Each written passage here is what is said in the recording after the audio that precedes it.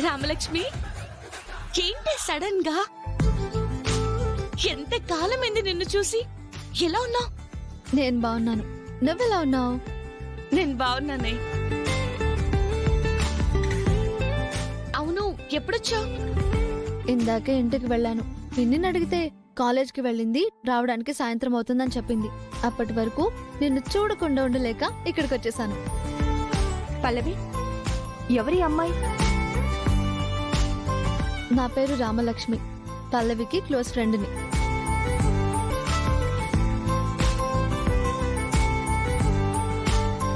తను మేము ఒకే ఏరియాలో ఉండేవాళ్ళమమ్మా. తర్వాత వాళ్ళు వేరే ఊరికి వెళ్ళిపోయారు. పల్లవి, ఇంతకీ ఈవిడ? మా అమ్మ.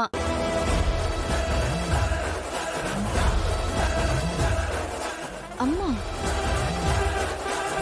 అవును, పల్లవికి వాళ్ళమ్మ ఎంతో మా పెద్దమ్మ కూడా అంతే. ఓ, నమస్తే అండి. నమస్తే. అవును పల్లవి, ఈ గెటప్స్ ఏంటి, ఈ అరేంజ్మెంట్స్ ఏంటి? కబడ్డీ ఆడుతున్నారా? అవును, కాలేజీలో కబడ్డీ పోటీలు జరుగుతున్నాయి.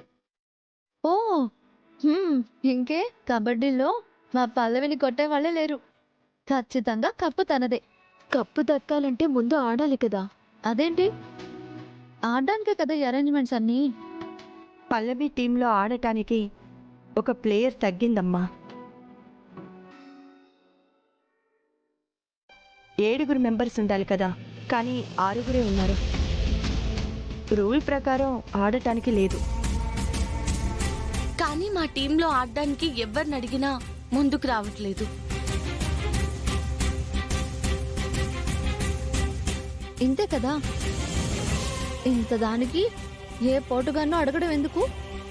నేను లేనా ఏంటి?